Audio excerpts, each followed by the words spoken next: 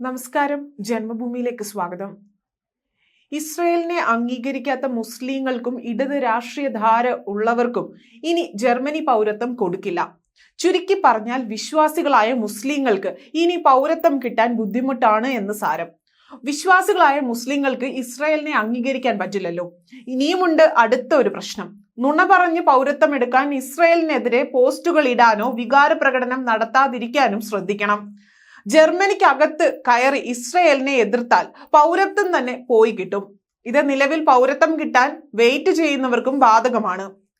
ജർമ്മനിയിൽ സ്വദേശവൽക്കരണത്തിന് അപേക്ഷിക്കുന്ന ആളുകൾക്ക് രാജ്യത്തിന്റെ പൗരത്വ നിയമത്തിലെ മാറ്റങ്ങൾക്ക് കീഴിൽ ഇസ്രയേലിന്റെ നിലനിൽപ്പിനുള്ള അവകാശം സ്ഥിരീകരിക്കേണ്ടതുണ്ട്. വ്യാഴാഴ്ച പ്രാബല്യത്തിൽ വന്ന നിയമനിർമ്മാണം വർദ്ധിച്ചു വരുന്ന യൂതവിരുദ്ധ തീവ്ര വലതുപക്ഷത്തിന്റെ ജനപ്രീതിയുടെ കുതിച്ചുചാട്ടം, ഗാസയിലെ ഇസ്രയേലിന്റെ യുദ്ധത്തോടുള്ള പ്രതികരണത്തെക്കുറിച്ചുള്ള കടുത്ത സംവാദം എന്നിവയ്ക്കൊപ്പം ഗവൺമെന്റ് പിടിമുറുക്കുമ്പോൾ ബെർലിനിൽ നിന്നുള്ള പുതിയ പൗരത്വം പരിശോധനയുടെ ഭാഗമാണ്. ഗാസയിലെ യുദ്ധവും ബെർലിൻ ഇസ്രയേലിനുള്ള ശക്തമായ പിന്തുണയും ജർമ്മനിയിൽ വളരെയധികം ചർച്ചകൾക്ക് ആക്കം കൂട്ടി. ഒക്ടോബർ 7 ആക്രമണത്തിന് ശേഷം ചാൻസലർ ഓഫ് ഷോൾസ് ഉൾപ്പെടെയുള്ള ജർമ്മൻ നിർമ്മാതാക്കൾ ഇസ്രയേലിന്റെ ജർമ്മനിയുടെ രാഷ്ട്രീയ കാരണം അല്ലെങ്കിൽ ദേശീയ താല്പര്യമുള്ള കാര്യമാണ് എന്ന് ആവർത്തിച്ചു.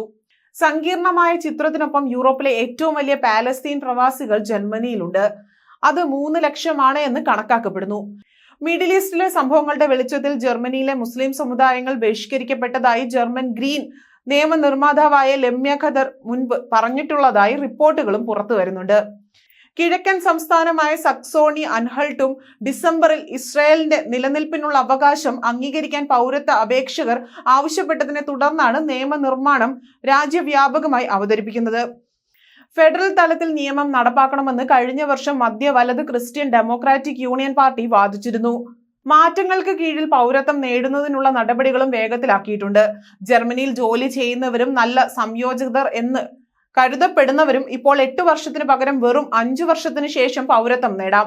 അപേക്ഷകർക്ക് അവരുടെ മുൻ രാജ്യത്തിന്റെ പൗരത്വം ഇനി ഉപേക്ഷിക്കേണ്ടതില്ല. ആദ്യ തലമുറ കുടിയേറ്റക്കാർക്ക് ജർമ്മനിയിൽ ഇത് ഒരു ആവശ്യകതയായിരുന്നു. ജർമ്മനിയുടെ ആഭ്യന്തരമന്ത്രി നാൻസി ഫൈസർ വ്യാഴാഴ്ചത്തെ മാറ്റങ്ങളെ ആധുനിക ജർമ്മനിക്കുള്ള പ്രതിബദ്ധതയായി സ്വാഗതം ചെയ്തു. നമ്മുടെ മൂല്യങ്ങൾ പങ്കിടുകയും പരിശ്രമിക്കുകയും ചെയ്യുന്നവർക്ക് ഇപ്പോൾ ജർമ്മൻ പാസ്പോർട്ട് കൂടുതൽ വേഗത്തിൽ നേടാനാകും. മുൻ പൗരത്വമുള്ള അവരുടെ ഐഡന്റിറ്റിയുടെ ഒരു ഭാഗം ഉപേക്ഷിക്കേണ്ടതില്ല എന്നും അവർ തുടർന്നു. ഞങ്ങളും ഇതുപോലെ തന്നെ വ്യക്തമാക്കിയിട്ടുണ്ട്. ഞങ്ങളുടെ മൂല്യങ്ങൾ പങ്കിടാത്തവർക്ക് ജർമ്മൻ പാസ്പോർട്ട് നൽകില്ല. ഇവിടെ നമ്മൾ ക്രിസ്റ്റൽ ക്ലിയർ റെഡ് ലൈൻ വരച്ച് നിയമം മുമ്പത്തേക്കാൾ ശക്തമാക്കിയിട്ടുണ്ട്. യഹൂദ വിരുദ്ധതയും വംശീയതയും മാനവികതയോടുള്ള മറ്റ് അവഹേളനങ്ങളും പ്രകൃതിവൽക്കരണത്തെ തള്ളുകയെന്നതും അതിനോട് സഹിഷ്ണുതയില്ല എന്നും അവർ കൂട്ടിച്ചേർത്തു. ജർമ്മനിയിലെ യഹൂദ വിരുദ്ധ നിരീക്ഷിക്കുന്ന ഒരു സംഘടനയായ RIASന്റെ പുതിയ റിപ്പോർട്ട് പ്രകാരം കഴിഞ്ഞ വർഷം രാജ്യത്ത് യഹൂദ വിരുദ്ധ സംഭവങ്ങൾ 83% വർദ്ധിച്ചതായി കണ്ടെത്തി. ഒക്ടോബർ 7 ഇസ്രയേലിനെതിരായ ആക്രമണത്തിനും ഇസ്രയേൽ ഗാസയിൽ 8 മാസത്തെ സൈനിക ആക്രമണത്തിനും ശേഷം ഗണ്യമായി വർദ്ധിച്ചു. ഈ സംഭവത്തിൽ ആന്റിസെമിറ്റിക് ഗ്രിഫ്റ്റി ഭീഷണികൾ, അക്രമാസക്തമായ ആക്രമണങ്ങൾ തുടങ്ങി എല്ലാം ഉൾപ്പെടുന്നു. ജർമ്മനിയുടെ ഈ തീരുമാനം താമസിയാതെ തന്നെ ഫ്രാൻസ് അടക്കമുള്ള സകല യൂറോപ്യൻ യൂണിയൻ രാജ്യങ്ങളും ഏറ്റെടുക്കാനുള്ള സാധ്യത വളരെ കൂടുതലാണ്. ഇതോടുകൂടെ ഇരവാദം പറഞ്ഞ് യൂറോപ്യൻ രാജ്യങ്ങളിലേക്ക് കുടിയേറുകയും പിന്നീട് അവിടെ ശരീഅത്ത് നിയമം വേണമെന്ന് പറയുകയും മതരാജ്യമായി മാറ്റണമെന്ന് പറയുന്ന മുസ്ലിം കുടിയേറ്റക്കാർക്ക് വമ്പൻ തിരിച്ചടി തന്നെയാണ് നൽകാൻ പോകുന്നതും.